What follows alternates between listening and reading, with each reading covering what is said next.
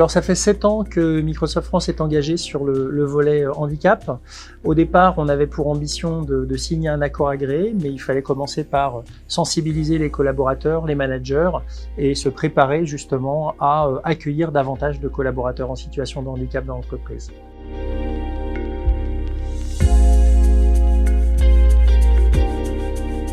Alors sur les sujets d'inclusion, Microsoft France est engagé autour de 5 piliers de diversité. Un pilier autour du handicap, un pilier autour de la mixité, un pilier autour de l'origine, un pilier autour des générations et puis un pilier autour des problématiques LGBTQIA+.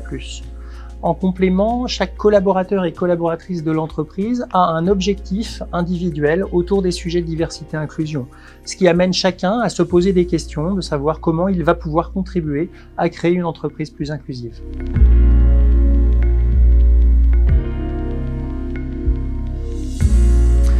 Alors oui, au départ, c'est principalement les grandes entreprises qui se sont mobilisées. Elles sont en capacité de créer des véritables missions handicap avec un certain nombre d'acteurs qui vont accompagner le recrutement, l'accueil de nouveaux collaborateurs en situation de handicap et puis faire du maintien dans l'emploi.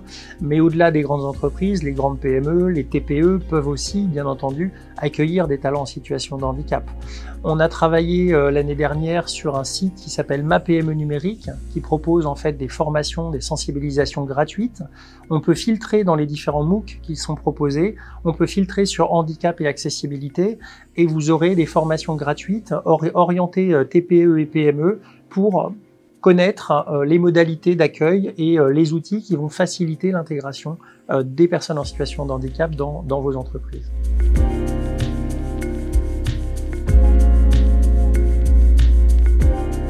Alors sur les chantiers, on n'a jamais fini, donc on va continuer à travailler avec les associations, avec les entreprises, de façon à collecter tout un tas de retours sur l'usage des solutions de nos produits pour les faire évoluer, continuer à les faire évoluer.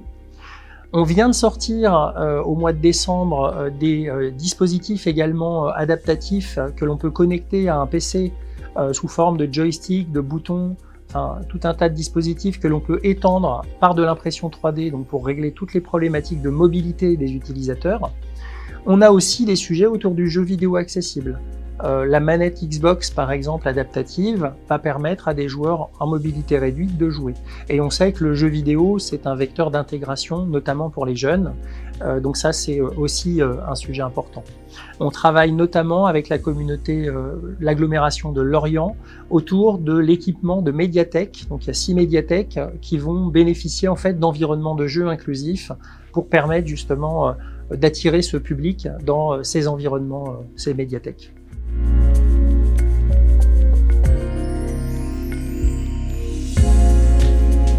Alors une entreprise inclusive, c'est une entreprise qui, dans un premier temps, va créer cet environnement dans lequel les gens vont pouvoir se sentir à l'aise, vont pouvoir parler de finalement tous leurs sujets, sans discrimination, sans se sentir bloqués par rapport à des sujets qui seraient peut-être difficiles d'aborder dans d'autres contextes. Donc c'est créer cet environnement et cette culture inclusive. Et puis en définitive, pour moi, une entreprise inclusive, c'est une entreprise dans laquelle on ne parlera plus d'inclusion, où tout le monde pourra travailler, tout le monde sera accueilli dans les meilleures conditions.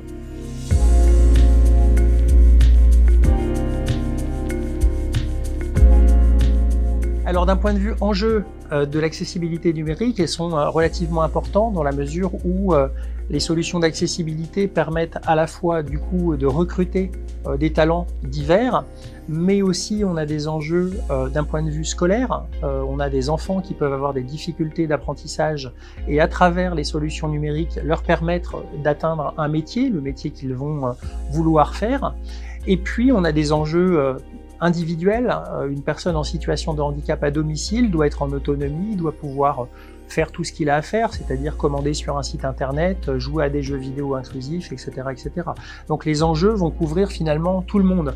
On a 18% de personnes en situation de handicap reconnues, actifs, mais au-delà de ces 18%, une personne sur deux au cours de sa vie va être touchée potentiellement par une situation de handicap temporaire, et donc il faut adresser toutes ces problématiques-là.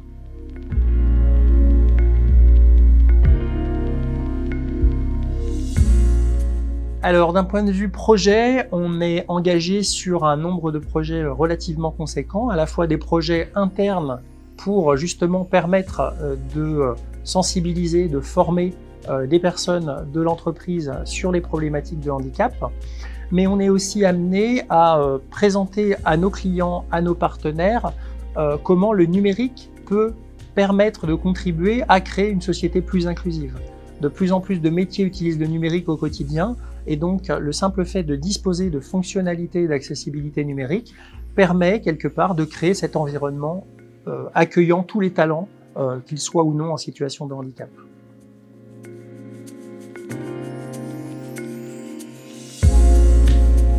Alors l'accompagnement des clients est assez clé dans la mesure où les clients, même s'ils sont déjà clients justement des solutions Windows, Office, etc., ne connaissent bien entendu pas souvent les fonctionnalités qui vont permettre à leurs collaborateurs ou collaboratrices de travailler dans les bonnes conditions.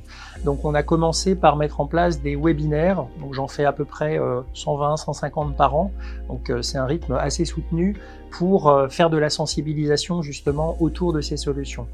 On a aussi un sujet autour de la communication inclusive, comment s'assurer que des services de communication vont être en capacité de communiquer à tous, que ça soit en interne mais aussi auprès de leurs clients. Plus on a de communication inclusive et plus on peut attirer de nouveaux clients qui sont potentiellement eux-mêmes en situation de handicap. Le troisième axe, c'est un axe sur lequel on peut organiser des sessions spécifiques sur des petits groupes d'une vingtaine, une trentaine de personnes pour faire des formations vraiment spécifiques à l'utilisation et à l'usage de solutions comme Teams, comme Word, etc. Donc on organise aussi ces sessions-là.